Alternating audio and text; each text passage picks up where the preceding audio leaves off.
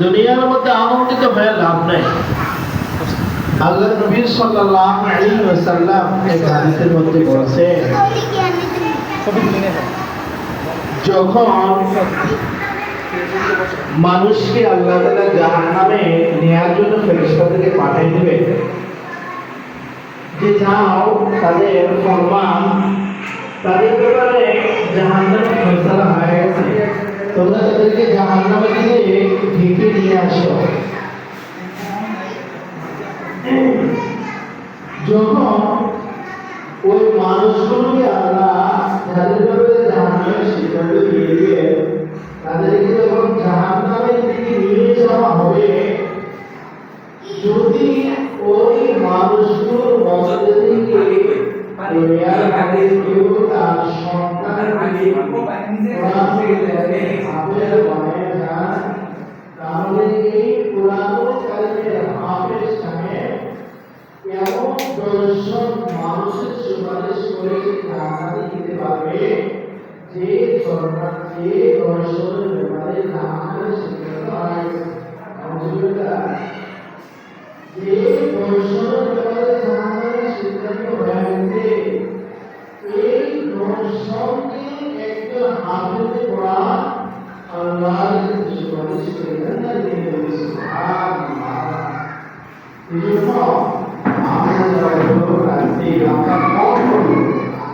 দুনিয়ার জাগতিক শিক্ষা যতটুকু দরকার ততটুকু দিয়ে কমপক্ষে আমরা আমার ছেলেকে হাফেজে করার ব্যবস্থা পাবো না ইনশাআল্লাহ। তোমরা যারা আছো, তোমরা সকলে ফোন করবা, সকলে শপথ নিবা যে যেভাবেই হোক আমি হাফেজে করাবো। পারবে না ইনশাআল্লাহ? এক ব্যক্তি হজে যাবে, টাকা পয়সা সব জমা দিয়ে দিয়েছেন, পাসপোর্ট জমা দিয়ে দিয়েছেন, ভিসাও চলে আসছে, ডেটও হয়ে গেছে, বাড়ি থেকে সে রওনাও দিছে, সে হজে যাবে। ঘটনাক্রমে সে বিমানের টিকিট পায়।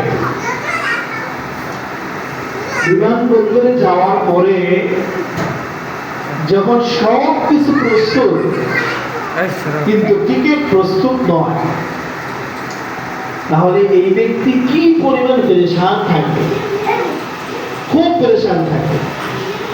তখন যদি কোনো বিমানের কর্মচারী বলে, ভাই আমাদের কারো কাছে টিকিট নেই, টিকিটের কোনো ব্যবস্থাও নেই, ওই এক ব্যক্তি দাঁড়ায় আছে, সে বড় অফিসার, আপনি তার কাছে যান, তার কাছে কিছু টিকিট আছে, আপনি যদি পারেন তাহলে তার কাছ থেকে নিয়ে আসেন। এই কথা শোনার পরে তার দিলের ভিতর কিছুটা আনন্দ আসবে, উপভোগ করবে। হ্যাঁ, এতক্ষণ তো টিকিটের কোনো ব্যবস্থাই ছিল না, এখন টাকা যদিও বেশি নিবে কিন্তু টিকিট তো পাবো। ঠিক আছে, তো টিকিটের জন্য গেছে। পরবর্তীতে দেখা গেল যে টিকিট বিক্রি করতেছে সে মূলত বিমানের কোনো অফিসার নয়, সে হলো তার নিজের ছেলে। সুবহানাল্লাহ।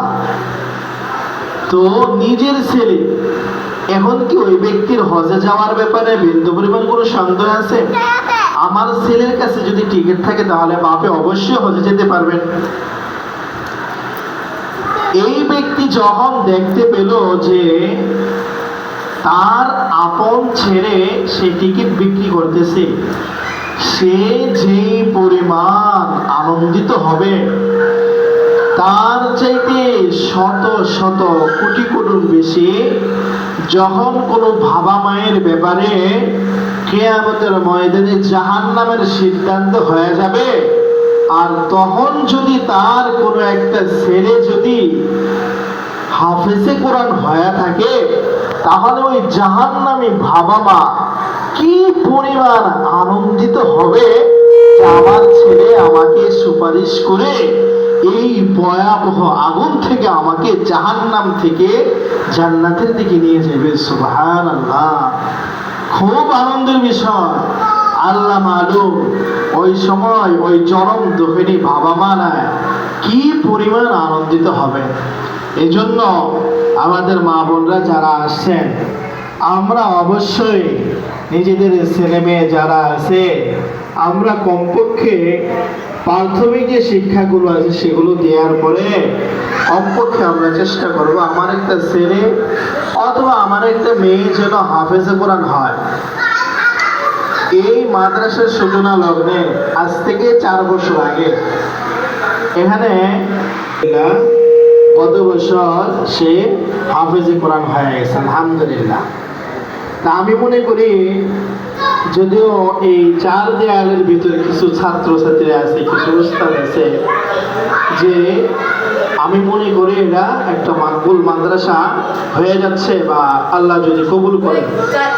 এজন্য সর্বাত্মকভাবে আমরা এই মাদ্রাসার জন্য দোয়া করব, আল্লাহ যেন এই মাদ্রাসাকে যেন কবুল ও মঞ্জুর করেন। এবং আমাদের ছাত্রবারা যারা পড়তেছেন, যারা পড়াচ্ছেন যে সমস্ত উস্তাদরা, ওনাদের জন্য দোয়া করব, আল্লাহ ওনাদেরকে যেন কবুল আছেন, আল্লাহ ওনাদেরকে যেন কবুল করেন, সেজন্য আমরা দোয়া করব। সবাই পড়ো, আল্লাহুম্মা ইন্নী আসআলুকা ইলমান নাফিআ ওয়া রিজকান তাইয়্যিবা ওয়া আমালান মুতাকাব্বালা। রব্বি ইয়াসসির ওয়া লা তুআসসির। রব্বি ইয়াসসির ওয়া লা তুআসসির ওয়া তাম্মিম বিল খায়র। রব্বিশ রাহলি সাদরি ওয়া ইয়াসসির লি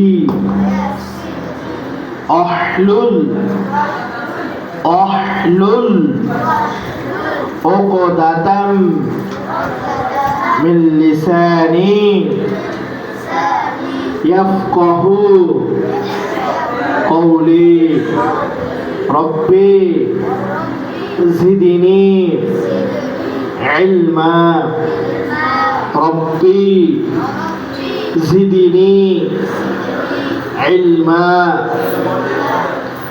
أعوذ بالله من الشيطان الرجيم.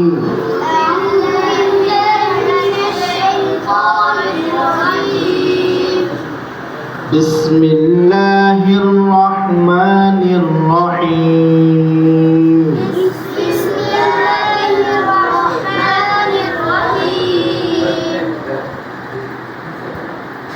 الحمد لله رب العالمين.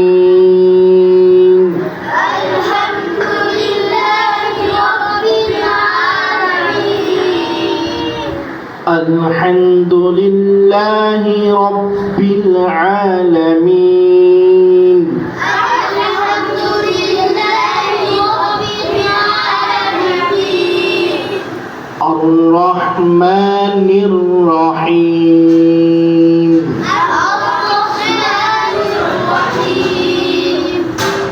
مالك يوم الدين. مالك يوم الدين.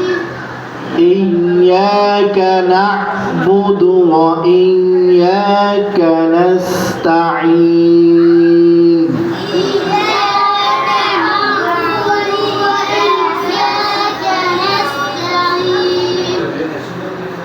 إياك نعبد كنعبد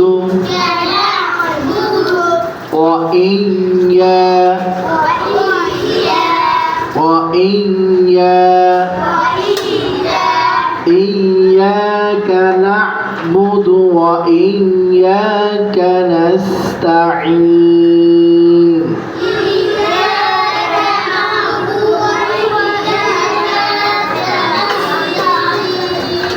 اهدنا الصراط المستقيم.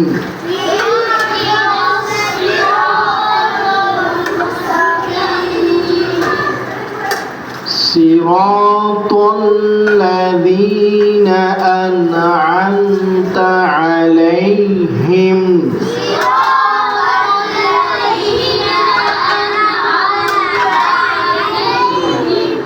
أنعمت عليهم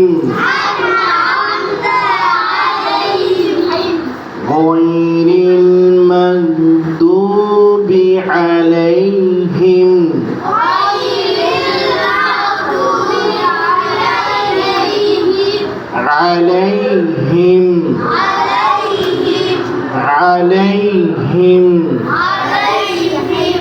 ولا الضالين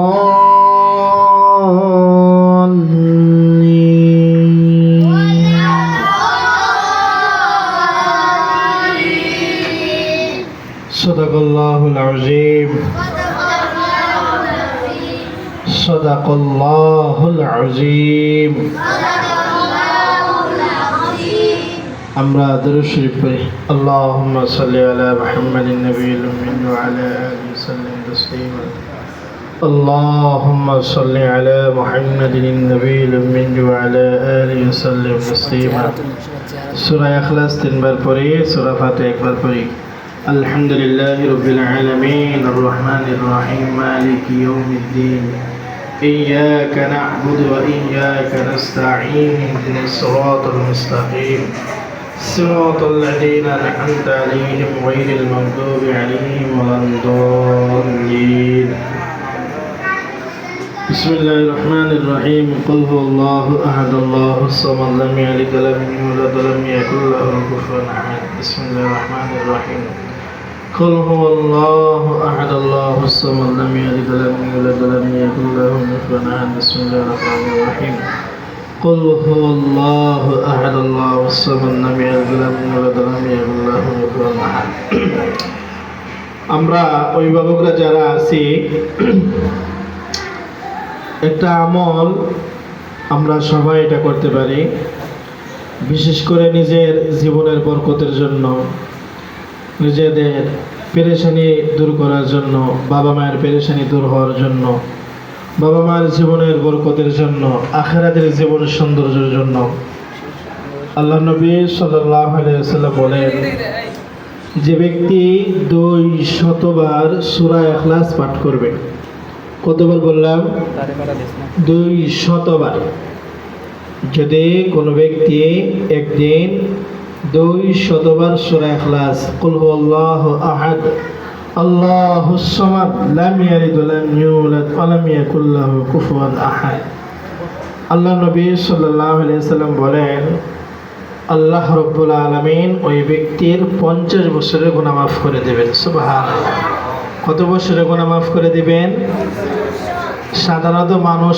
বাঁচে কয়দিন 100 বছর সর্বোচ্চ বা 110 বছর 20 বছর 60-70 বছরে বাঁচি বা বাঁচে তো আমরা এই ক্ষুদ্র আমলটা করার চেষ্টা করি 200 বার পড়তে আমি পড়ি অত সময় লাগে না 20 মিনিট বা 25 মিনিট লাগে বারবার পড়লে ওই সময় মুখ চালু হয়ে যায় তখন আর এত সময় লাগে না আমরা এই আমলটা করতে পারি যে সারাদিন 24 ঘন্টার মধ্যে আমরা অযথা অপরিজনে কত সময় আমরা নষ্ট করি বা ব্যয় করি আমি জায়নামাজে বসি হোক বা আমি হাঁটতেছি চলতেছি ফিরতেছি আমার কাজ নেই ওই সময় হাতে যদি একটা তসবিহ থাকে তসবিহ টিপতে পারি তসবিহ টিপে টিপে আমি 200 বার সূরা ইখলাস পাঠ করি কতবার পাঠ করে দেখেন পড়ে দেখেন নিজের কাছে ভালো লাগবে নিজের পরিবারের কাছে ভালো লাগবে আসলে বরকত যদি আল্লাহ রাব্বুল আলামিনের পক্ষ থেকে না আসে